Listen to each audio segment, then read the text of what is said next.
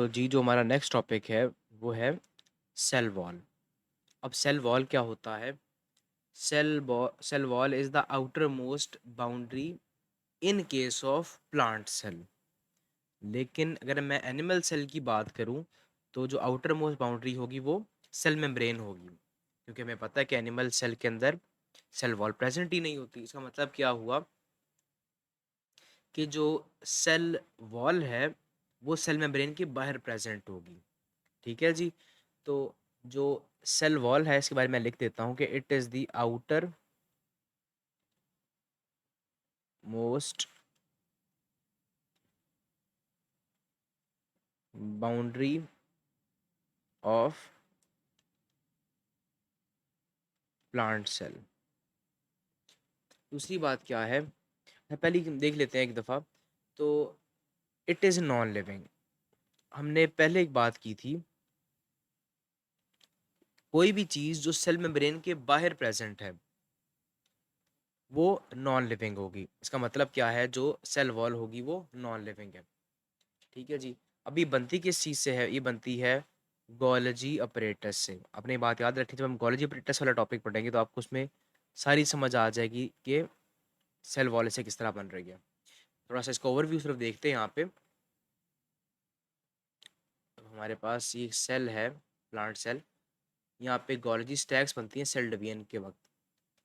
हम कहते हैं फ्रेगमोप्लास्ट।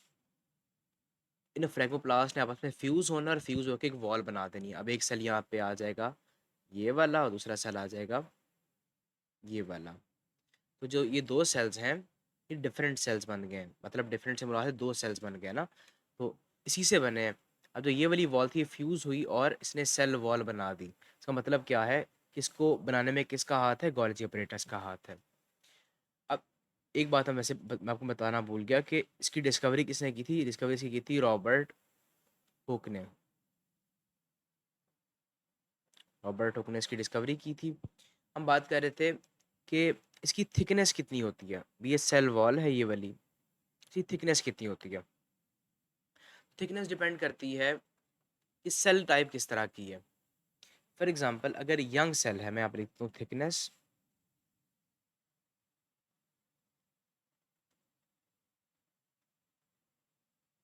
अगर तो यंग सेल है, इमेच्योर है, ठीक है, तो जो इसकी थिकनेस होगी वो कम होगी। It will be thin in nature. लेकिन अगर मेच्योर सेल है तो मेच्योर सेल के केस में उसकी थिकनेस होगी वो ज़्यादा होगी। जैसे हमारे पास होते हैं स्क्लेरेनकाइमा सेल्स होते हैं, उनकी थिकनेस ज़्यादा होती है सेल वॉल की एज़ कम्पेयर टू जो यंग सेल्स होते हैं, जो इमेच्योर सेल्स होते हैं उनके उनकी निस्बत। अब जो हमारे पास एक प्लांट सेल वॉल है उसकी कंपोजिशन क्या होती है? मैं यहाँ पे लिख देता हूँ प्लांट सेल, और इसकी कंपोजिशन होती है हमारे पास, it is made of cellulose. लेकिन अगर मैं बात करूँ जैसे और ऑर्गेनिज्म जिस तरह डिफरेंट हैं, मैं किसी और ऑर्गेनिज्म की बात करता हूँ, जैसे हमारे पास फंजाई है। तो हमने फंजाई भी थोड़ी देर पहले पढ़ा कि फंजाई के केस में जो सेल वॉल होती है वो बनी होती है काइटिन से। अगर मैं बात करूँ बैक्टीरिया वगैरह की तो उसमें बनी होती है पेप्टाइडोग्लाइकन या म्यूरिन।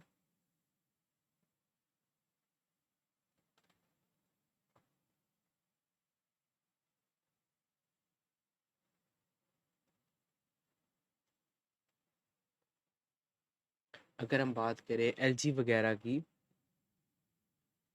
तो उस केस में जो सेल वॉल है वो बनी होती है सेल्यूलोज से। और अगर मैं बात करूँ फंजाई लाइक प्रोटिस्ट की तो उनकी भी सेल वॉल बनी होती है फंजाई लाइक, जो होते हैं फंजाई लाइक प्रोटिस्ट, उनमें भी जो सेल वॉल होगी वो बनी हुई होगी सेल्यूलोज से। जो सेल वॉल है उसकी हमारे पास जो कंपोजिशन है वो हमने देख ली। देखेंगे सेल वॉल एक्चुअली है किस तरह की, उसके लिए पहले डायग्राम देख लेते हैं। हमारे पास जो सेल वॉल है इसमें दो चीज़ें आ रही हैं। एक तो इसमें होती है प्राइमरी सेल वॉल और दूसरी इसमें होती है secondary cell wall. Primary cell wall ये वाली और सेकेंडरी सेल वॉल ये वाली। तो आप लोग देख सकते हैं जो प्राइमरी सेल वॉल है ये बाहर प्रेजेंट है as compare to secondary cell wall के, मतलब सबसे बाहर है यहाँ पे। मैं कलर डिफरेंट करता हूँ इसका ज़रा यहाँ पे। तो ये सबसे बाहर वाली बाउंड्री है ये वाली, ये है प्राइमरी सेल वॉल की। ठीक है जी, मतलब ये जो ये वाली बाउंड्री है ये है प्राइमरी सेल वॉल। जो उसके अंदर होगी वो होगी सेकेंडरी सेल वॉल जो ये वाली है। कलर इसका कुछ और कर लेते हैं, इस तरह सा कलर ये वाला। तो ये वाली है, ये है सेकेंडरी सेल वॉल। अब इसके अंदर सेल मेम्ब्रेन प्रेजेंट होगी, मतलब पहले प्राइमरी सेल वॉल, फिर सेकेंडरी सेल वॉल और फिर सेल मेम्ब्रेन। ठीक है जी। अब हमारे पास दो चीज़ें तो मैंने पढ़ ली, प्राइमरी सेल वॉल और सेकेंडरी सेल वॉल। लेकिन एक चीज़ जो बड़ी इंपॉर्टेंट है वो है मिडल लैमेला। अब मिडल लैमेला क्या होता है? मिडल लैमेला इस तरह, फॉर एग्जांपल ये एक प्लांट सेल है और ये दूसरा प्लांट सेल है। ठीक है जी। अब वो जो चीज़ इन दोनों को जोड़ रही है आपस में यहाँ पे सेल वॉल के बाहर, इसको हम कहते हैं मिडल लैमेला। क्या कहेंगे? Middle lamella. फॉर एग्जाम्पल एक सेल और बनाता हूँ यहाँ पे, वो सेल इस तरह यूं। तो जो एडजेसेंट सेल्स को चीज़ जोड़ रही है उसको हम कहते हैं ये है middle lamella. I hope so आपकी बात समझ आ गई होगी कि primary, for example primary cell wall है ये वाली, इसके अंदर सेकेंडरी सेल वॉल होगी, फिर सेल मेम्ब्रेन होगी। लेकिन जो ये वाली चीज़ जो इन सब सेल्स को आपस में जोड़ रही है उसको हम कहते हैं मिडल लैमेला। ठीक है जी। अब जो हमारे पास बड़ी इंपॉर्टेंट बात है कि middle lamella, primary cell wall और सेकेंडरी सेल वॉल, इनमें डिफरेंस क्या होगा, इनकी थिकनेस क्या होती है, इनकी कंपोजिशन क्या होती है, इनकी नेचर किस तरह की होती है, इसको डिस्कस कर लेते हैं थोड़ा सा। ये होता किस तरह का है इसके लिए हम तीन पहले कॉलम्स बना लेते हैं।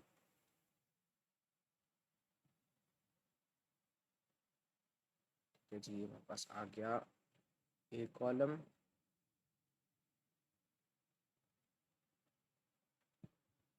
और ये जी आ गया थर्ड कॉलम। अब पहले हम यहाँ पे लिख देते हैं कुछ फीचर्स वगैरह।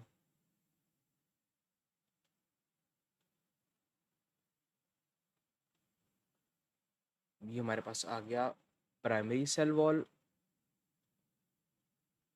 ये आ गई सेकेंडरी सेल वॉल और ये आ गई मिडल लैमेला। ठीक है जी। अब प्राइमरी सेल वॉल जो है इसकी थिकनेस पहले देख लेते हैं कितनी होती है।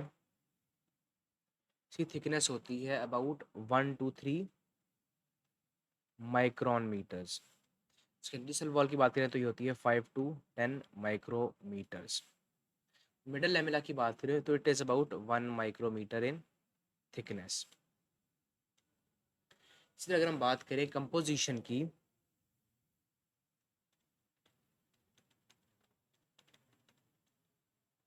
तो जो प्राइमरी सेल वॉल है ये बनी होती है सेल्यूलोज से। ठीक है जी।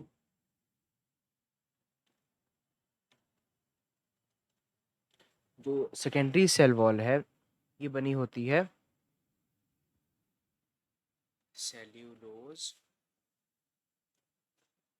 प्लस हेमी सेल्यूलोज वगैरह से।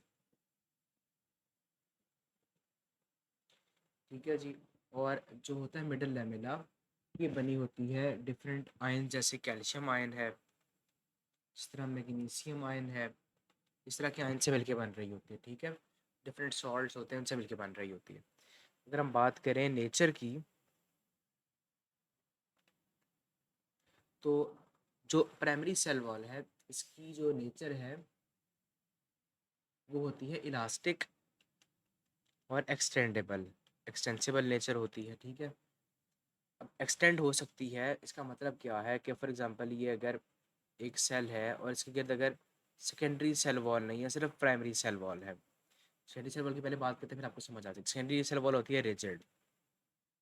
जो मिडल लैमेला है ये स्टिकी नेचर का होता है। अब इन तीनों के ये नेचर का इस तरह का होने का फ़ायदा क्या है? फॉर एग्जांपल अगर एक सेल के अंदर सिर्फ प्राइमरी सेल वॉल प्रेजेंट है, सेकेंडरी सेल वॉल प्रेजेंट नहीं है, तो उसके अंदर वाटर मूव कर जाता है। वाटर मूव करेगा तो ये सेल जो है वो थोड़ा सा बल्ज कर जाएगा, थोड़ा सा फूल जाएगा, बड़ा हो जाएगा, ठीक है जी। लेकिन अगर फॉर एग्जांपल एक सेल, मैं इस सेल की बात करता हूँ, एक सेल मेरे पास ये है, इसमें primary cell wall plus secondary cell wall दोनों प्रेजेंट हैं। यहाँ पे आगे सेकेंडरी सेल वॉल, ठीक है। तो अब क्या होगा, अगर इसके अंदर वाटर मूव भी कर जाता है तो ये सेल का साइज उतना ही रहेगा जितना पहले था। सेल का साइज चेंज नहीं होगा क्योंकि ये रिजिड होती है, ये रिजिड होती है, ये सेल का साइज उतना ही रहेगा। तो आपको मतलब आई होप से समझ आ गई होगी कि इलास्टिक और रिजिड में क्या फ़र्क है इसमें। और जो मिडल लैमेला होता है स्टिकी नेचर का होता है, स्टिकी नेचर का होता है इसीलिए ये एडजेसेंट जो सेल्स होते हैं इनको जोड़ता है आपस में, ठीक है। अब इनके रोल क्या होते हैं, इनके जो नेचर होती है उसको देख के में समझ आ रही है कि इनके रोल क्या होने चाहिए।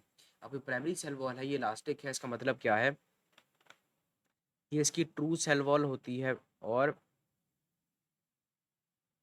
ये प्रोटेक्शन वगैरह में इन्वॉल्व है, ठीक है, प्रोटेक्शन वगैरह में इन्वॉल्व है। इससे अगर हम बात करें सेकेंडरी सेल वॉल की, तो इसका फंक्शन क्या है कि ये रिजिडिटी और सपोर्ट प्रोवाइड करेगी, रिजिडिटी प्लस सपोर्ट वगैरह भी और प्रोटेक्शन भी प्रोवाइड कर रही है एक हिसाब से देखा जाए तो, ठीक है।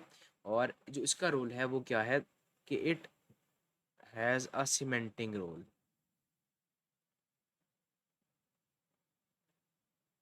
सीमेंटिंग रोल है मिडल लैमेला का। इसी तरह अगर हम बात करें जो सेल वॉल है इसके जनरल फंक्शंस क्या हैं, तो जनरल फंक्शंस की हम लोग बात कर लेते हैं। पहला जो मेन फंक्शन है इसका सबसे बड़ा, वो है कि it provides mechanical support to the cell.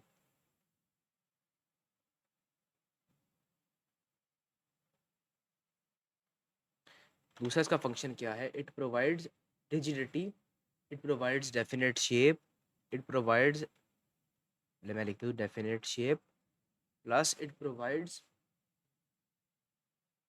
Plus protection, ठीक है जी। ये प्रोटेक्शन भी प्रोवाइड कर रहा है। इसी तरह ये ट्रांसपोर्टेशन में भी इन्वॉल्व होता है। मैंने पढ़ा था कि मूवमेंट ऑफ वाटर वगैरह हो रही होती है थ्रू सेल वॉल, इसको हम कहते थे एपोप्लास्ट पाथवे। तो एपोप्लास्ट पाथवे उसके अंदर सेल वॉल इन्वॉल्व है, तो इसलिए ट्रांसपोर्टेशन में भी इन्वॉल्व है, ठीक है। इसी तरह इम्बाइबेशन में भी इन्वॉल्व होती है ये, वाटर जो होता है इम्बाइब करता है along with cell wall of xylem vessels, xylem cells होते हैं उनकी जो सेल वॉल होती है उसके अंदर इम्बाइब कर रहा होता है।